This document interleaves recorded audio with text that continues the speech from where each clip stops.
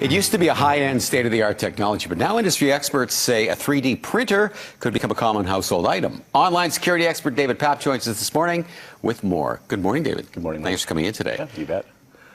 I mean, I've read a lot about 3D printers, but I'm really not that savvy, and especially when you read about the things that this thing can print. I mean, this is a printer here, and yet... Yeah, I brought one in just to show you.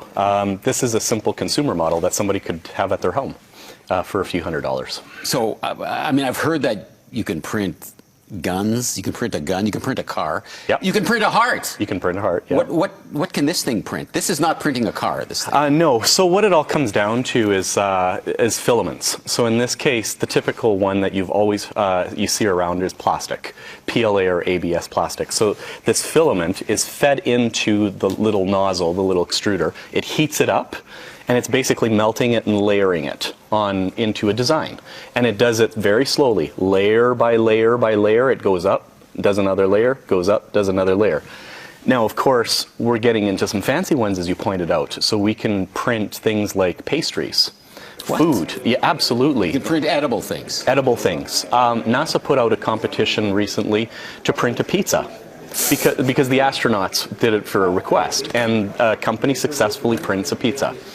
And you're thinking, how is that even possible? When you talk about plastic, okay, that makes sense. How do you see now you have to put food products into the thing? Well, yeah, absolutely. It's just the different nozzles, right, that are coming on it. So there might be something that's extruding sauce and another thing that's extruding the dough.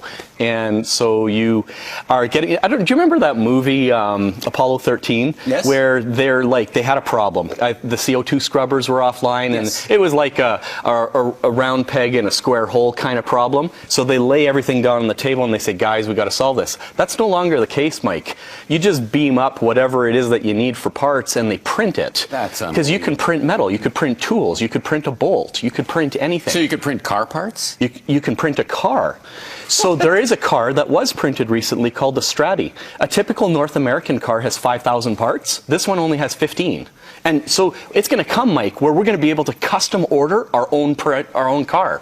Like, you know, like molded and designs and everything. What's more typical for the average person who owns one of these, though? You can print out just gadgets and, you know, Mr. Bobbleheads and, you know, keychains. And I've used it for prototyping.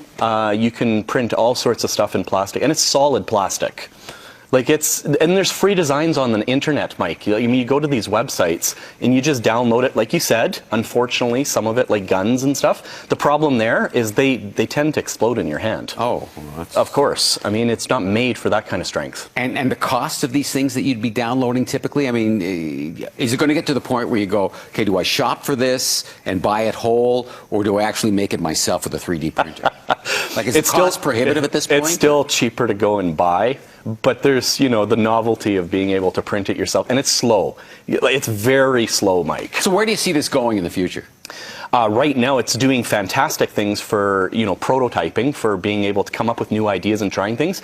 And the medical advancements right now are phenomenal with... Like you say, a heart? Yes, they actually have living cells that they're extruding out and layering, and they successfully, the heart is not retaining itself, it's not living still, like it's not keeping on, but they have done an ear that lasted 2 months and actually started developing cartilage and whatnot.